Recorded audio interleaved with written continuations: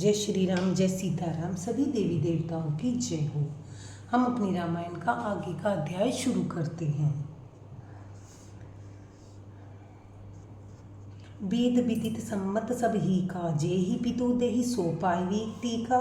करहु राजू परिहरहु, गलानी मानु मोर बचन हित जानी। यह वेद में प्रसिद्ध है और स्मृति पुराण आदि सभी शास्त्रों के द्वारा सम्मत है कि पिता जिसको दे वही राज तिलक पाता है, इसलिए तुम राज्य करो, गलानी का त्याग कर दो।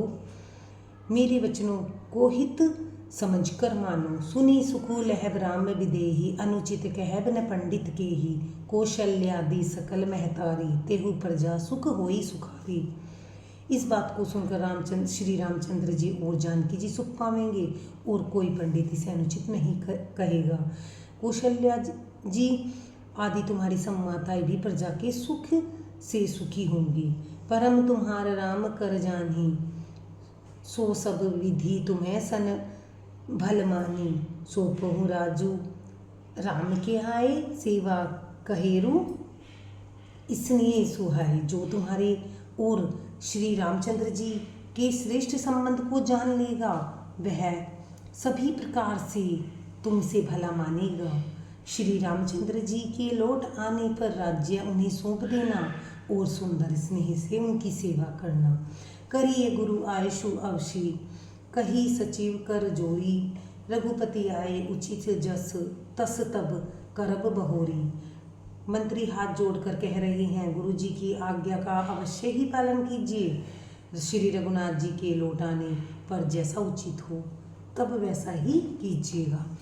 कौशल्या धरि धीर जो कही, पूत पथ्य गुर आयशु अरही।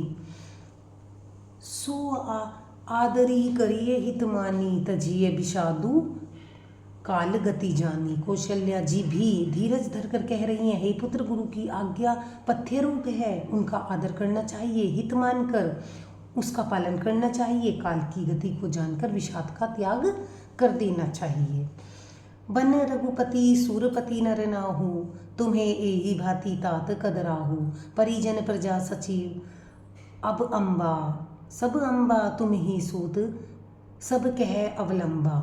श्री रघुनाथ जी वन में है, महाराज स्वर्ग का राज्य करने चले गए और हे तात, तुम इस प्रकार कातर हो रहे हो। हे पुत्र, कुटुंब प्रजा मंत्री और सम्माताओं के सबके एक तुम ही सहारे हो।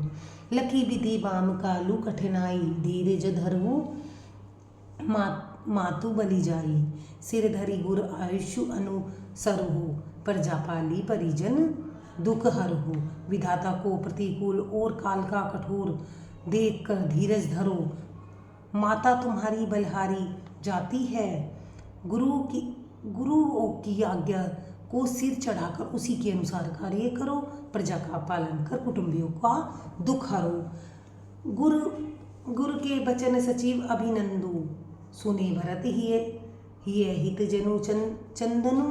सुनी बहोरी मातु मृदुवाणी, शील स्नेह सरल रस सानी। भरत जी ने गुरु के वचनों और मंत्रियों के अभिनंदन अनुमोदन को सुना, जो उनके हृदय के लिए मानो चंदन के समान शीतल थे। फिर उन्होंने शीतल स्नेह और सरलता के रस से सनी हुई माता कौशल्या की वाणी सुनी, कोमल वाली वाणी सुनी।